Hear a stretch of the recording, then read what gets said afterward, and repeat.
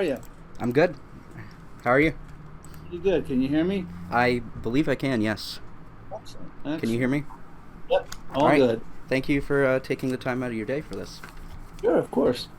So, um, do you want to introduce yourself to Uh, for the interview? sure. I'm Mikel Rouse. I'm a composer and a director that lives in New York. I have a new book coming out, my memoir called The World Got Away. That's coinciding with a new album release called Language Barrier. Um, and I'm really happy to be here. Hmm, thank you. Um, so, the book is really excellent, by the way. It's very fascinating. Thank you. I learned a lot, had a lot of questions. It answered some, but it gave me so many more. Okay. It's like very fascinating, everything you've done through your long career and like how many things you've composed too. Like some pieces I hadn't heard of. Like I think you did string quartets, didn't you? Yeah, I had a book of, I think it was 9 string quartets. Yeah, and I believe you used those on Return. Yeah, I use those, kind of repurposed them and sampled them and mixed them with new woodwind and brass arrangements, and so kind of, you know, remixed my own mix. Have those string quartets ever been released in any capacity? No, no, I mean, only as repurposed on that record Yeah, return, but I don't really have a great professional recording of it, so that yeah, might happen down the road. yeah, yeah. You seem to, I think, you use a lot of samples in your work, like the John Cage prepared piano library that I believe you Yeah, made. that's right. Well, I produced it. I mean, it was a co-production of the John Cage Trust. I worked with Laura Kuhn, and a number of people, Mike Sear, an engineer, then of course Big Fish Audio. So yeah, we basically went in and made using the sonatas and interludes as our guide for musicians. We prepared the piano and then recorded it. It was one of the weirdest recording sessions I've ever been involved in, but really proud of it. And I hear the samples everywhere. I hear them on film scores. I hear Really? them. Yeah, I hear them. I mean, I know them so well, Yeah, I and would I've imagine. and I've used them a lot in my work. But my whole point was that I was hoping it would help people maybe who wanted to perform uh, Cage's works. The ability to do that if they didn't have the wherewithal to prepare a piano. But I Mhm. also thought it would be fun for hobbyists. It would be great for composers. So it's definitely been gratifying to see that it's so widely used. Yeah. What was like films were you used in? I know it when I hear it. I can't Uh, remember how yeah. I might be minding my own business, watching something on Netflix, and I go, "Oh, I know exactly what note that is. I know what that sound is." So, You have a chapter on that, I believe, in your book, The uh, Cage Cunningham. yeah, yeah, yeah. I was very fortunate to get to meet a lot of those people and work with Merce, both on doing a score for the Cunningham Company for a dance piece that was called I Space, and then I also realized a John Cage score called an Alphabet, and we actually toured that where Merce played Eric Satie, I played James Joyce while performing the rational sounds. It was quite a tour. It was pretty amazing. Yeah. You have a long history with John Cage's music, it seems. Yeah, I mean, I was very influenced early on, by just the typical stuff growing up in the southern Midwest.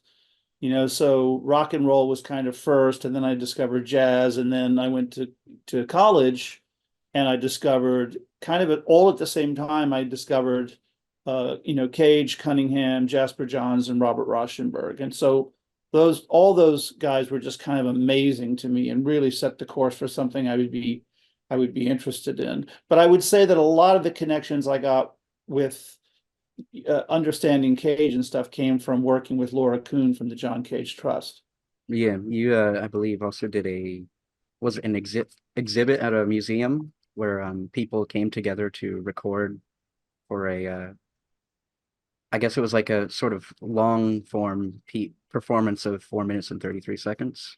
Oh yeah, yeah. For Michael Tilson Thomas's uh, New World Symphony in Miami, there was a big Cage festival, and I was asked to come up with something, and so we set up through a programmer named Austin Lynn, who I can't believe I'm remembering all this. Who That's what happens when you write a book. You remember. Yeah, Um, there's so many names in there. yeah, he was helping us as a stage manager and computer programmer for a piece we were doing called The Demo at Cranor, Hmm. and he helped me set up a sort of a platform so that people could submit their own YouTube videos of them performing 433. Hmm. So one band did it in the subway. There was an orchestra, and it was just all of these things. And so those then were all put into a live feed so that they could kind of just continue to rotate and do these performances. And we did it, in segments and stuff. I think that might even be on YouTube. It So is, yes. I've yeah, so viewed part of it. yeah, so I mean that was a really fun project, and it kind of showed you the relevance of Cage. Cage was always talking about the future of music would be sound, and it's just so interesting that so many of his ideas have really just continued to vibrate through so many sectors of music, including popular music. Your first friend in New York was Arthur Russell?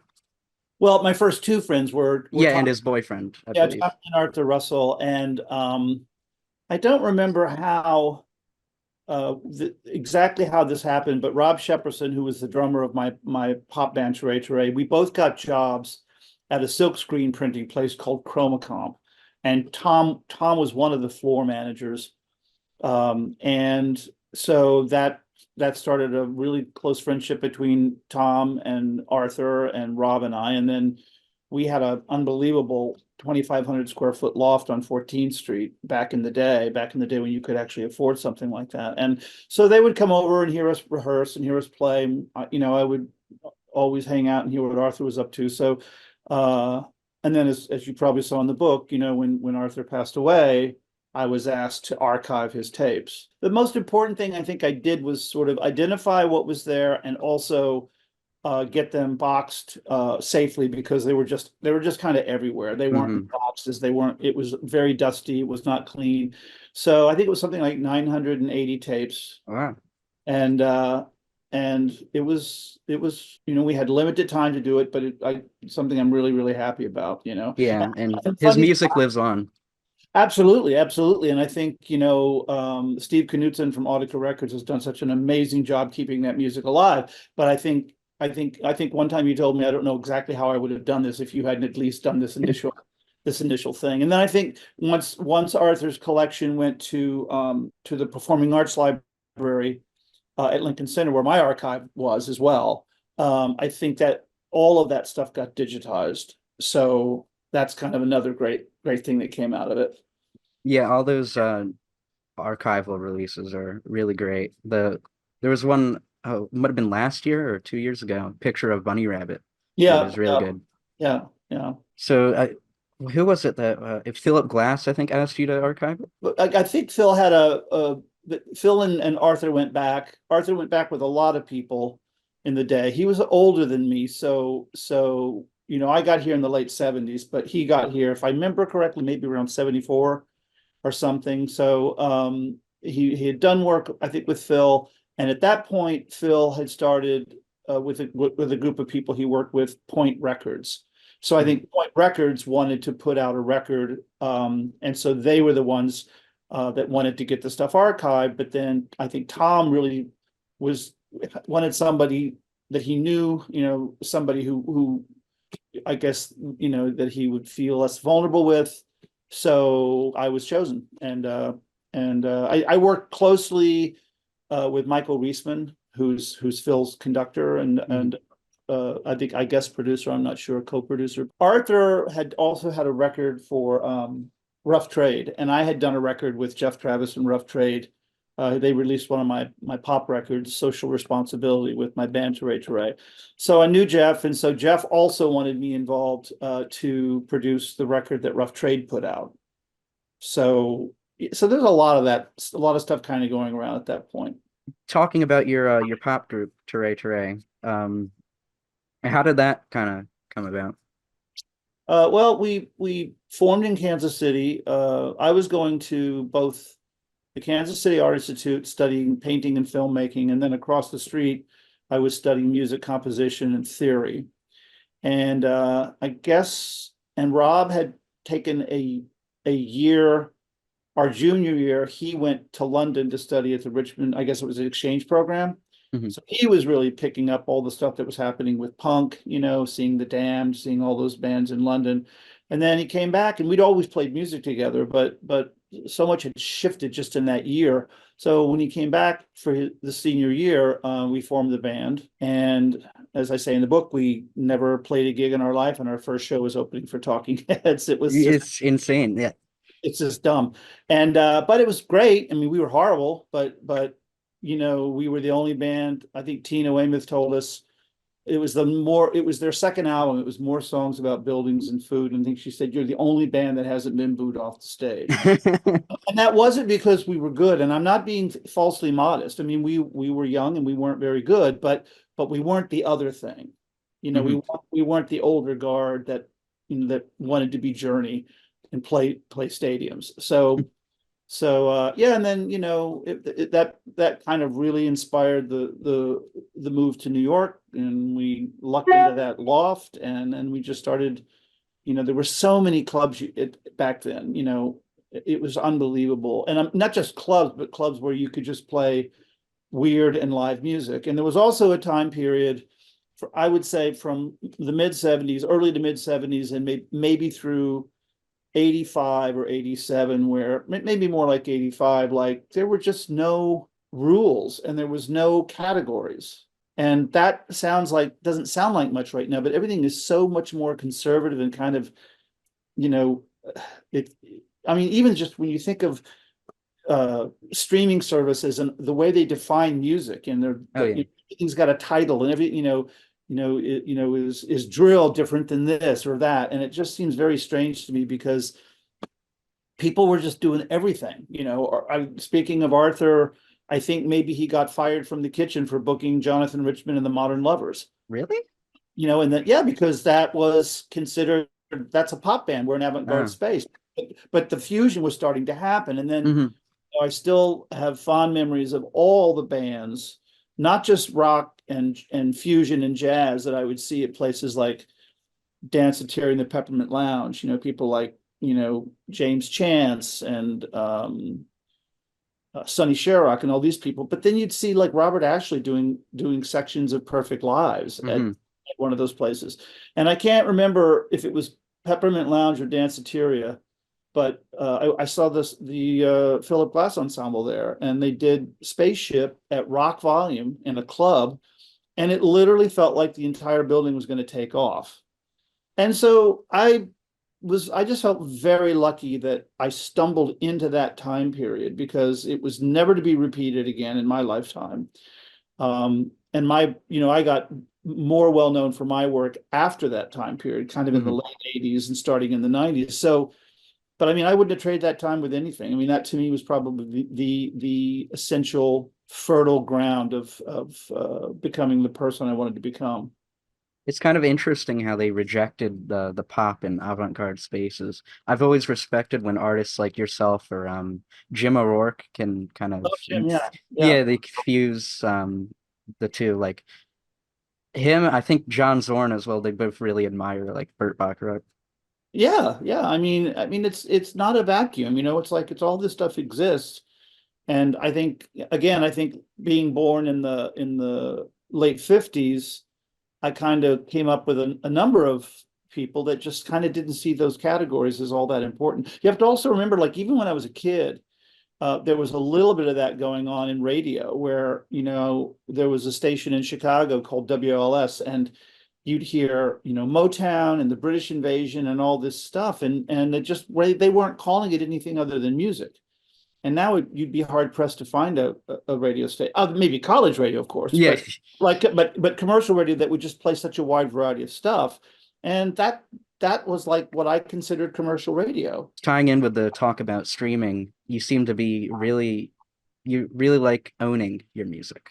You discuss it in the book, like Yeah. owning the masters, I think it is that Yeah, you. just from the very beginning, I guess I got lucky. I probably studied some business of music stuff or got a book. I really don't remember, but I just thought even with major label deals that I was getting, they were paying so little for advances. It just didn't make much sense. And I think it was probably in the 70s where artists started being able to actually negotiate their publishing. And record companies fought that, but the writing was on the wall, and that kind of happened. And of course, Mhm. record companies would still do things like not sign you, which was kind of against the law. But they would say, "Oh no, we didn't sign him because he wouldn't give us his publishing. We didn't sign him because we didn't want to sign him." So you had a hard time proving it. But if the record company wanted you, the publishing thing was kind of an understood thing. They might insist that you let them administer the publishing, so that they could still get a piece of it. But in terms of the ownership of the sound recording, most record contracts insisted that it be a work for hire. So you kind of lost that. Now, big artists like Springsteen and stuff were starting to be able to go back and renegotiate that and get their sound recordings back. But because I wasn't really being offered large advances, somehow, except for one or two records, I was able to negotiate licensing deals so that once those licensing deals ran out, the rights would revert back to me.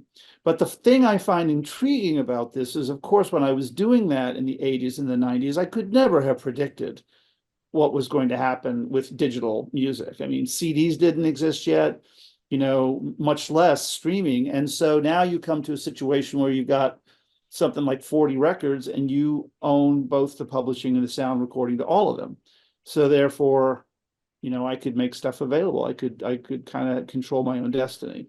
Yeah, I think you did reissue Ture Ture when you announced the memoir earlier That's this right. year. Yeah, and there's going to be some other Troy rails Oh, I coming was down. gonna ask if you had plans to reissue the others because I've wanted Yeah, to hear them, but they're kind of hard to get a hold of. they're hard to get a hold of. Yeah, I'm still trying to work out one record, and once that one record's coming, I'm feeling confident that it'll all work out. And you re-release a lot of your work on Exit Music. Yeah, I started that label in, I think, 2004 or 2005, and really over anticipated the move to digital. So I was putting out I was making CDs on that label and releasing those as well, but also releasing digital stuff. And that's kind of why there's a little bit of a gap, because the world wasn't quite ready for that yet. And then once, I don't know, I can't even remember, 2008, 9, 10 or something, it got a little bit more accepted. But now you see people doing sort of digital only Yeah, layouts, so I think that's kind of interesting. yeah. There's a lot of Bandcamp labels, Yeah, and yeah. you have all your work, most of your work on Most, Bandcamp. yeah, everything except maybe four of the Ture albums. Yeah, it's a really good resource to purchase them Yeah, and and it's just also just listen. it's the last of a great model. I hope Hmm. it survives because it's the last of a great model. Yeah, it was kind of worrying when I believe Epic Games sold it to Yeah, whatever other company it is. yeah. I think everybody's a little nervous about what that's going to mean. Yeah, you did put out I don't know if you still do CDs. Um I haven't in a while. I can't remember what the last one was. Might have been the Metronome record, Takedown. yeah, But after that, I just sort of saw the writing on the wall. Streaming was really starting to happen, and it just, it's expensive to print. it's expensive. It's time consuming. I could also make a case that it, if you're going to go one way or the other, I mean, I know people love vinyl. I know people love the collecting aspect of stuff, but at the end of the day, music is sound, and Hmm. we have a fragile planet, and so much of that stuff is just going to go to a dump. So I guess I kind of felt like, I've had that experience. I released maybe my first 10 or 12 records was LPs, cassettes. I've had interest from some labels, sort of small independent labels that would like to re-release some of the stuff on vinyl. So we'll see if that happens. Got an interest in the Etudes album on Okay. vinyl. Someone approached me from Europe about some of the Broken Consort stuff. Okay. So it just, you see what happens. Yeah, Dennis Cleveland really has like taken a life of its own, so I wasn't sure if it's that was the one. Yeah. There's a lot of popularity online about it too. No, it is interesting. I do get notices from people about it. I guess one of the things during the pandemic that I did was I archived a lot of full performances. Hmm. And we taped a lot of those shows because we were actually going to make an independent film, but you know how that all goes, time, money, Oh yeah. and then the pandemic, and I just thought, I might as well put some of this stuff up, and it's been gratifying. I mean, some people have, a lot of people didn't maybe know that that existed. I mean, even when Dennis Cleveland was such a big hit in New York, most people didn't get to see it. So it kind of took on its own legend. And then fortunately for me, after touring it for about, 7 years, we brought it back to Lincoln Center and a larger group of people got to see it then. Yeah, I believe I've seen the first Lincoln Center performance you have on YouTube. Yeah, Um, yeah, yeah. it has a lot of interesting. It elevates, I think, the actual studio recording a bit. Yeah, yeah. I mean, the studio recording I'm pretty proud of, but obviously there was a lot of things I would do different had I had the budget. Hmm. So But the live show is just it makes it all the more impressive, I think.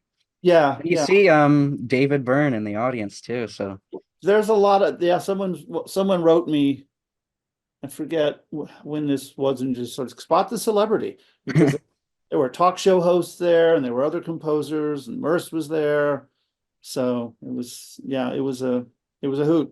but Dennis Cleveland was only the second in a trilogy. Was the first was it Failing Kansas? Mhm. Yeah. Yeah, Kansas, followed by Dennis Cleveland, then followed by the live film basically opera, the end of cinematics. And then I did you do funding in between, or was that after End of Somatic? I I, can't remember. yeah, I think funding. So cinematics, the music for cinematics was done by Hmm. 1997, but it was such a behemoth to pull up that it actually didn't premiere. So therefore, I didn't put the record out until 2005. But funding, I think, was completed around 2001. Yeah. Um, was funding intended more to be like a film itself? Yeah, I mean it premiered as a film in LA and in a couple other places, and then it also premiered at festivals and in a couple of places in sort of museum installation. It kind of feels like a good continuation of what you were doing with the previous opera trilogy. Mhm. You seem to integrate film a lot into your works. Yeah, I mean I was very lucky. I got to study with Stan Brakhage when I was at the Art Institute. Oh, He came really? he came for a semester, and in fact, that's where I discovered the Bates method of better seeing without glasses, which was a fantastic discovery because it really started to shape the way I saw things visually. So he turned me on to that. So yeah, it was great that he came. I was studying film with Larry Hope, and they brought him in as a guest artist, I think, for a semester. Who else were you inspired by in film? Oh gosh, I mean, all the usual suspects, from Godard to Truffaut, but then Yeah, I figured I when I was watching Funding, it reminded me of some of Godard's stuff. yeah, and then of course Scorsese and all the American Maverick kind of stuff. John Cassavetes, I mean, amazing. All the So greats. yeah, all the greats, no. Yeah.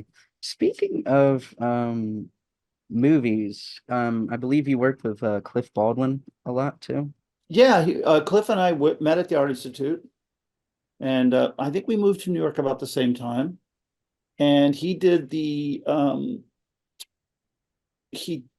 gosh, I can't remember which came first. I know that Living Inside Design as a Hmm. Wreck came before Failing Kansas, but I can't remember if the digital films that he made for Living Inside Design happened before or after Failing Kansas. But whatever it was, it might have been before. It would make sense if it was before. Then with Failing Kansas, I asked him if he wanted to do films, and he had a lot of 8 millimeter and 60 millimeter films. So he came in and did an amazing job.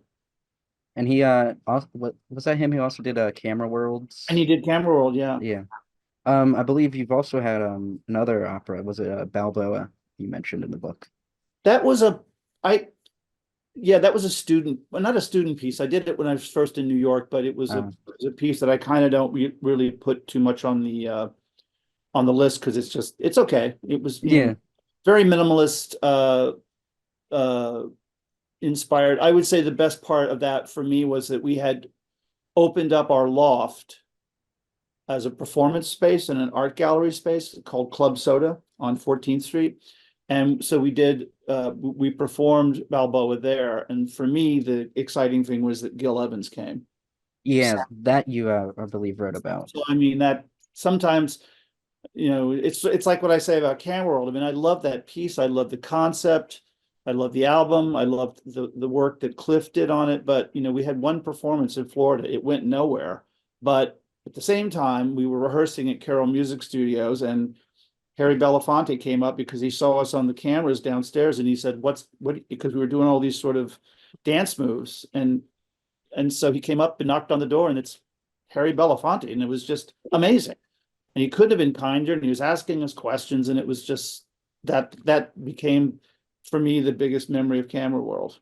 Yeah, there's a lot of names, I believe Chuck Jones too, who drew in your sketchbook. That's right. Yeah, I'm looking at that picture right now. Oh, you Uh, have it framed.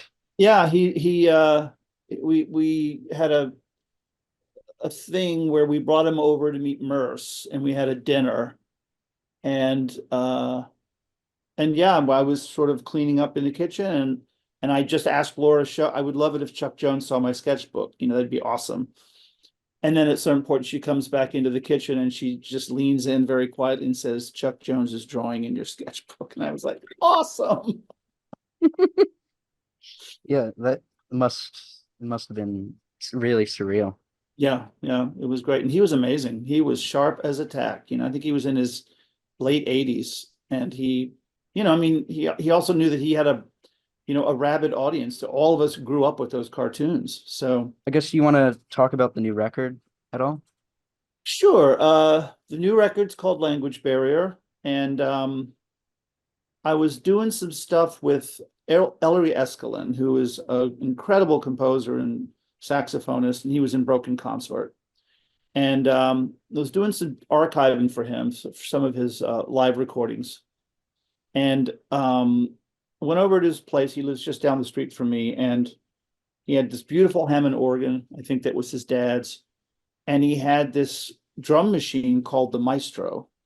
And I think it was a drum machine from the 60s. And I didn't even know there was a drum machine in the 60s.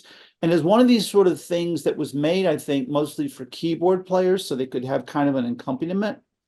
So he had, because his dad used to perform with that, I believe. He had located the sounds and the tempo maps and all this interesting stuff from the Maestro, and he sent it to me. And I thought, okay, well, this is a reason to make a record. We can make it with a drum machine that you never heard of. I had a lot of other drum sounds too as Hmm. well, but a lot of the stuff, especially the metric stuff, that's kind of sort of flowing in and out, is the Maestro. And then it's a short album. It's only 10 tracks, like about 35 minutes. Hmm. But I don't know. I said I was so productive during the pandemic. I did a Metronome video album. I did the Library Mouth Congress record. I did all of this archiving. I wrote the book. Hmm. And so I was feeling pretty good. And then I wanted to start the Language Barrier record, and I thought this has taken especially because it was supposed to be kind of a fast fun album. I was like, this is taking a lot longer than I've ever taken. And I finally was talking to a couple of different people who were suffering from long COVID. And I didn't think I was suffering from long COVID. I didn't have brain fog. I didn't have anything, compared to somewhat what I was reading about and what friends were telling me about. But when someone told me about the level of fatigue that they had, I kind of realized I think that's what's happening. It's like I would sit down to work, and I'd work for like an hour where normally I could work for 7 hours straight, and I go, I'm gonna take a break. And so it took like a year to make that record. And I think part of it was the fatigue that came from having COVID. And fortunately for me, about 6 to 9 months later, that was gone. And I had read a number of articles that said it could last from 6 to 9 months. So how would you define like totalism, like the label that goes to a lot of your music? Well, I think it was describing a group of composers or folks that unselfconsciously, and I think mostly having to do with the time period we were born in, unselfconsciously could put rock, jazz, world music, and classical together in various unique ways that didn't feel self-conscious. I remember back in the day with Gunther Schuller and people doing what I think was called third stream music, and sometimes that, while the goal was admirable, it felt forced. And Mhm. I think totalism came out of this idea that it didn't feel forced. It might feel weird or different, but it was kind of coming from a standpoint of, well, yeah, you grew up with all these sounds, so why wouldn't you incorporate them? I also think that there was probably an urge to some of the work that people like Ben Neal and myself, were doing was being considered post minimalist because they didn't really know what else to call it. Yeah. So I think that might be part of where that came from, but that's my understanding. Hmm. I believe there's a cartoon that you made of speaking floating around online where like you're with a group of friends sitting around a table saying That the yes, and that table is at my local uh, bar called Rudy's in Hell's Kitchen, and I believe that cartoon is Ben Neal, myself, and Kyle Gann. I think it was on Kyle Gann's blog. Yeah, and it's also, Kyle did the foreword for the book, Hmm. which I'm incredibly grateful for. It's kind of a forward when you read it and you think, who the heck is he talking about? So it's very gratifying. But and that booth that we're sitting in is actually going to give me a plaque um, Oh wow. or I don't know what was it, time served. So that booth is actually where I wrote most of Dennis Cleveland. I would go there in the mornings because they would open at 8, and they would make Ernie was the guy that ran it at the time, and he would make me coffee. And I went there because I couldn't afford air conditioning, but they had the best air conditioning, and so that's where I would go to write. So how do you feel about other artists kind of like being influenced by the movement of totalism? Like I believe liturgy um seems to have some influence. Oh, interesting. Well, I mean, liturgy, I love them. That's also, Kyle's son, Bernard. Yeah. I think there's a lot of people who maybe don't know where some things came from. And Mhm. so I guess what's gratifying to me, whether I had anything to do with it or not, is to see sort of the experimental nature that went into a lot of pop music in the 90s and the 2000s. That kind of felt really interesting to me. And sometimes it's hard to remember that because what kind of passes for pop music now can be really, really beyond mainstream in the weirdest kind of corporate way. Hmm. But at the end of the day, there's still a lot of really, really great stuff out there. The funny thing is, there used to be gatekeepers, and so therefore you complain about the gatekeepers. But now that there aren't gatekeepers, the problem is how do you find it when there is so much stuff? Hmm. I just never, when I got into this racket, I just never could have imagined that there would be so much stuff. And so it's almost like the gatekeepers have to come back just for you to be able to kind of know what would I start with. Yeah, and Uh, the streaming services are trying to act as the gatekeepers in some ways. that's right. So it's I don't know. It's a very interesting time for sure. Are there any current like musicians that you like? I'm gonna have to pull it up on my phone. But I'm very bad. I was doing an interview recently the other day, and someone was asking me about the new album, and I couldn't even remember the title of the song I wanted them to play. Um, so I've been listening to Open Channel by Barclay Crenshaw. I was kind of liking some of the stuff off the Smiles new record. Work of Art by Asaki. Do you know him?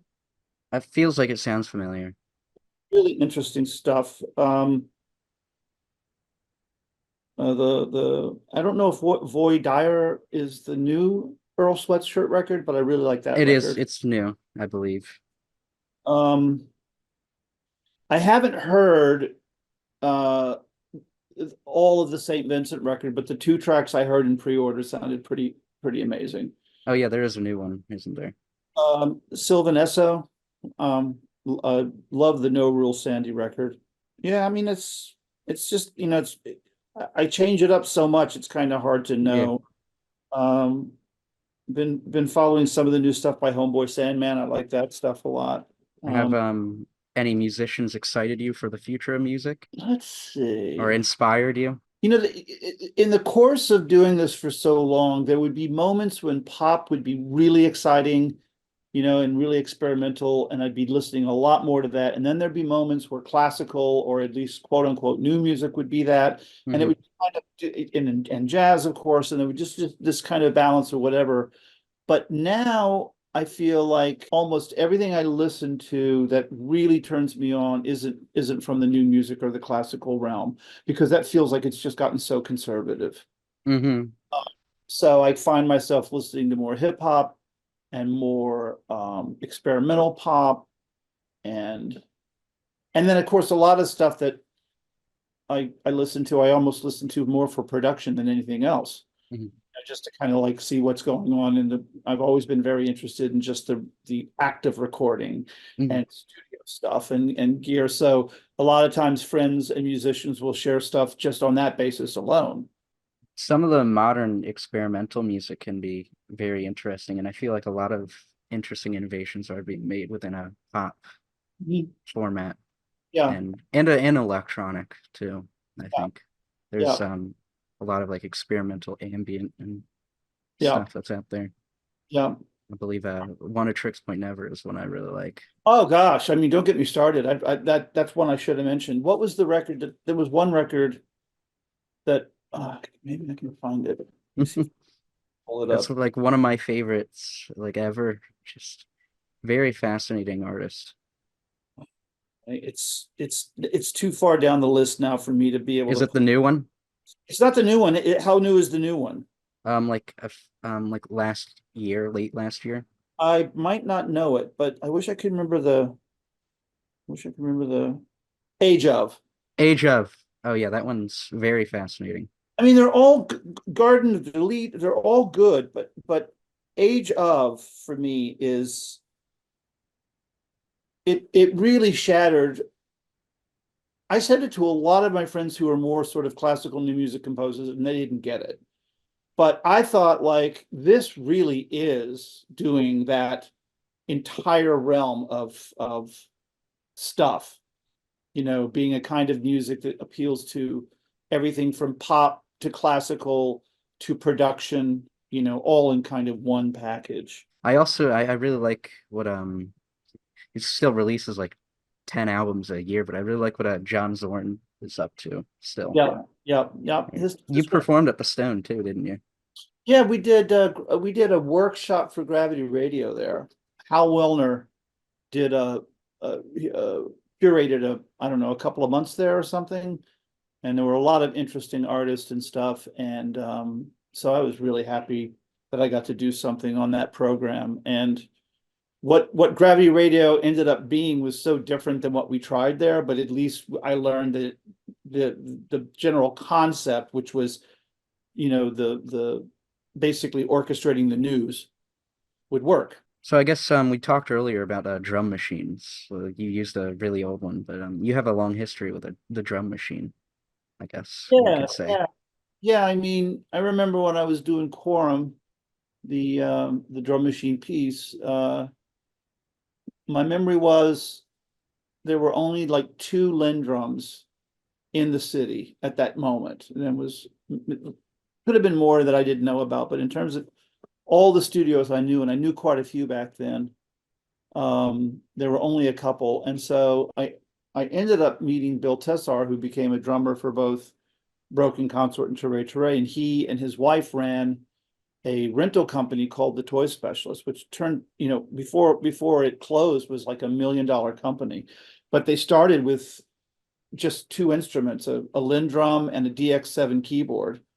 which were both new items at the time, and they would basically drive them in a van to different people, and that's how they started this amazing business. So I rented that drum machine and programmed the piece here, and then that just kind of continued a real interest in that kind of technology, And it, 808 yeah, and Roland drum machines and all of it. it has a really impressive legacy too. So like with Yeah, the whole Vespers thing where I really liked in your thing where you like um Quorum was yours and Vespers was his yeah, because it was like an entire because it was a cassette recording, I think. yeah. That's what he had gotten probably from Judith Jameson. I don't know where he got it, but that's what he'd gotten used to. And I mean, I guess it was very good that I always had an appreciation for lo-fi, Yeah, but I had to make kind of a snap decision, and I felt like that was the right decision. yeah, and it's still the choreography is still performed to this day. So Yeah, the most recent was the Paul Taylor Company did a new production at Lincoln Center, I guess last October or November. was I think it was a postcard got sent to you too. About the piece. I don't know if it was that piece by Steve Reich. Well, Steve and I kept a correspondence in the early days, but I don't. I might be thinking of something else. Yeah, I think he did send me a thing about quorum. I think he said something to the effect that I missed an opportunity because there weren't pitched instruments in it. And I understood coming from his standpoint what he was thinking, but I just kind of thought, I wonder if you're hanging out with drum machines very much. I can't imagine. So what do you think is in the future for your work? These shows, albums? What? Well, I'm going to, the book ends with a question mark. It ends with a piece called One Boy's Day. That's a 13-hour installation piece. And we were going to premiere it in 2021 at the Krannert Center for the Performing Arts in Urbana, Illinois, and it got postponed. And then we were going to do it in 22, and then it got postponed again. So we're still kind of trying to mount this piece, and I still have been doing work on it. So there's that. And then there's going to be a lot of stuff with the book. So I'll be doing the book events and stuff over the course of the next year. And probably we'll do performances around that. I mean, I know I'm going to do the Pygmalion Festival in Where's September. that? That's in Urbana, Illinois, part of the Krannert Okay. as well. And so I'm also going to do perform a small set um, at it's a great 20. They're celebrating their 20th anniversary. It's a great music and literature festival. So Hmm. I'll be doing that. So I imagine some things like that will uh, uh, announce themselves. So the book comes out, was it May 31st alongside the album, or is it? Yeah, I think the official date, like when pre-orders on Amazon and stuff like that are released, is May 21st. Mm-hmm. And I did the record on May 31st because I wanted to come out on a Friday, but also because things could go late. Mm-hmm. And so, and my publisher kind of just said, just keep in mind things. So far right now, everything seems to be on schedule. But I just thought, well, some wiggle room. I'm not even doing like the events I'm going to be doing in New York um, on June 13th. I'm going to have a book event with Brent Reedy, who's the head of all the research libraries. He's going to moderate a conversation with me and Evan and Andrew Rose Gregory of the Gregory Brothers. Oh, Uh, I love those guys, and they did the talk back for Gravity Radio in 2010. So the fact that really? we're going to reunite and do something for the book is exciting. So that'll You be did a song with them too, I think, didn't you? honored that I was honored that they invited me to play a right wing uncle song called Meet Me in the Middle. But so that's going to be at the Performing Arts Library at Lincoln Center at 6 p.m. And on Thursday, June 13th. And that's going to be preceded at 5 o'clock by a listening party for the new record. And then 2 days later, there's going to be another book event at Rudy's where I think we will also unveil the plaque. Oh, I'm excited to see the plaque. I won't be able to go there, but Yeah, hopefully see it online or something. absolutely. Yeah, it's really nice that you're getting that. Rudy's seems very important to Yeah, you. it's factored into a number of things. I even forgot to put some stuff in that, that would have been fun to put, but I, can't Like remember. what? There was, I actually did a workshop thing there there was a booking conference in town, and those can be a little stuffy, you go to Hmm. performing art venues or whatever. And my agent at the time and I had the idea, why don't we do a small segment of it at Rudy's? And of course, all the presenters like, yeah, let's go to a bar. So, so, I forgot to put it. And then I was there one day, not too long ago, and Yolanda, the bartender, said to somebody, Michael is the only person that's ever performed at Rudy's. And I even looked at her and I go, what do you mean? And then she reminded me, I go, oh yeah. And I forgot to put that in the book, I think. It's like filled with the to the brim with like just so many stories, and so Yeah, it's probably very easy to forget certain things in a life yeah, like that. yeah. I think it's and I also wrote it very fast. I didn't want to dwell on it, so I think if I'd given it a little more time, there's some things might have come in, but it's what it is. I can tell stories in interviews, and that'll be enough. Right It's now I'm mostly focused on the library event on June 13th mhm. in terms of New York, because it'll all kind of launch in New York, and then I'll be going to other places like Kansas City, Cleveland, LA, stuff like that. Is that right? You have like a set tour or something? It's not a set tour, but I'm trying because a lot of it's going to happen in the fall. I'm trying to coordinate it so that the travel stuff kind of lines up. So Yeah, far yeah. it's working out, but it's like anything else. It's like, booking a tour is always a kind of a mathematical equation of how do you make this the most economical way to do Yeah, something. how do you get to one place from another? How do Yeah. you have you done many tours in the past, I don't know, few years? Like not like quarantine, like decade, I guess. I would say that things I got less and less interested in being on the road because for about 20 years I was on the road all the time. And I liked it and super grateful for it and appreciative of it, but it's not an easy life. And uh I think that I was kind of doing less and then also working on One Boy's Day. And One Boy's Day would obviously require me to travel, but I don't perform in that piece. And I Hmm. was thinking this would be kind of cool, like I'm, kind of moving in that direction. But then the pandemic hit.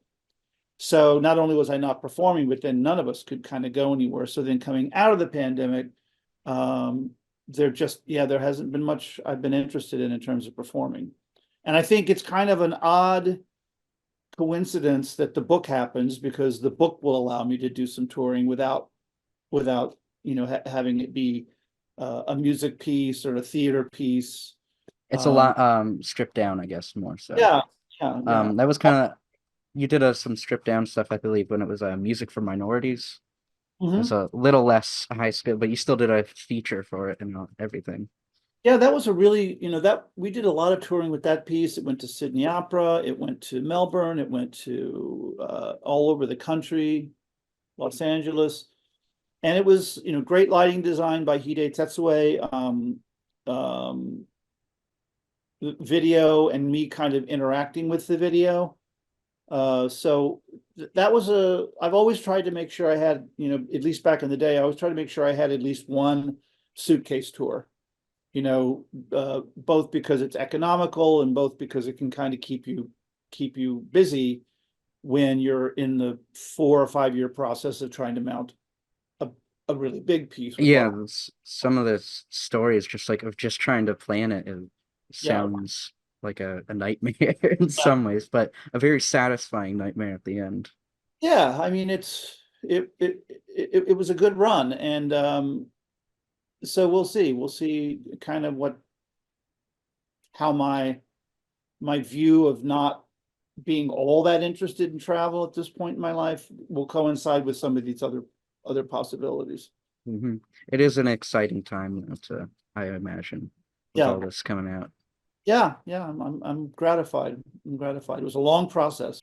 Yeah, the downtown scene time is very fascinating. I it's the kind of thing. It's like you probably just had to be there. Yeah, yeah. Um, was Robert Ashley part of that? Oh yeah, yeah. Okay, yeah, that's what I thought. Uh, And Blue Jean Tierney.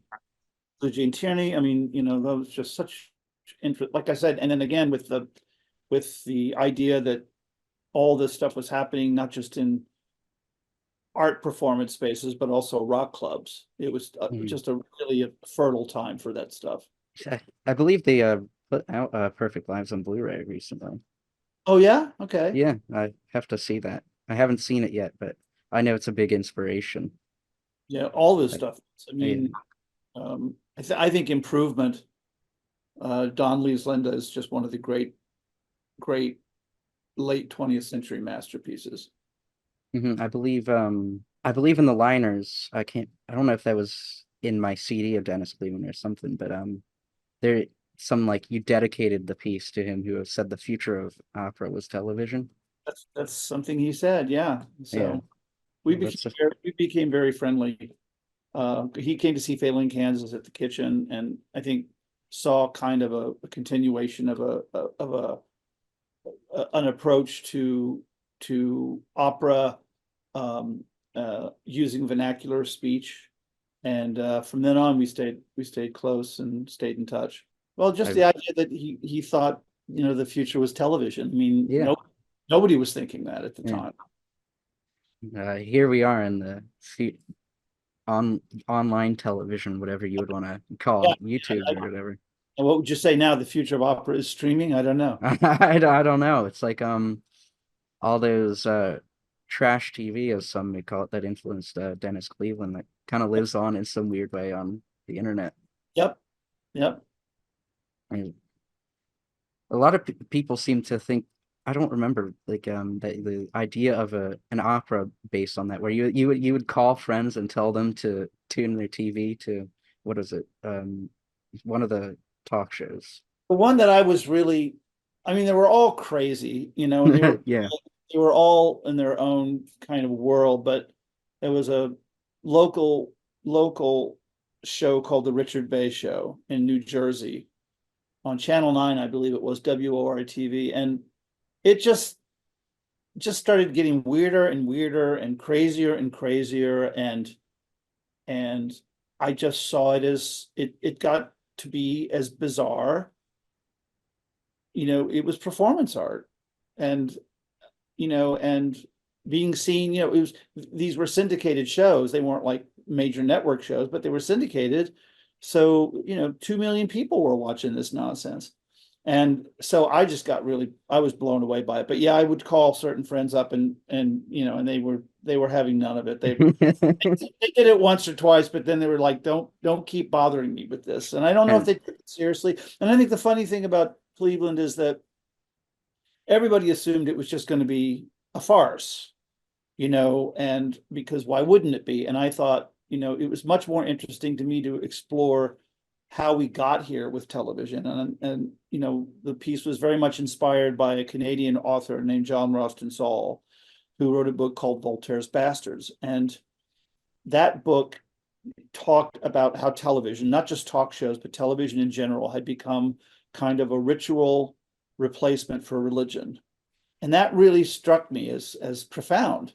And so while attending Dennis Cleveland is a lot of fun, and you're encouraged to be manipulated by the audience prompters, um, at the same time, it was a serious work, a serious musical work, and had serious concepts.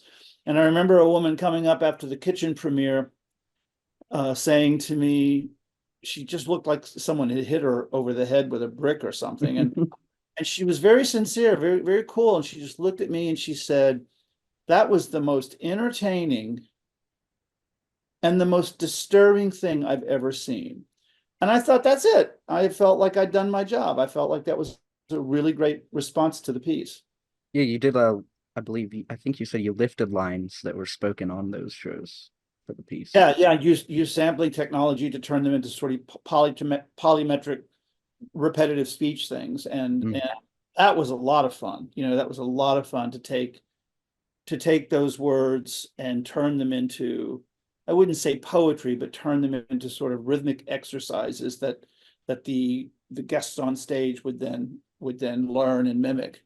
Well, you've always had the counter poetry. Well, not always, but since I believe Failing Kansas, counter poetry is the thing you developed. Yeah, I developed it for that first opera, Failing Kansas, but I also really explored it in Living Inside Design because I wanted to try, I almost used Living Inside Design as a way to try it out in different ways.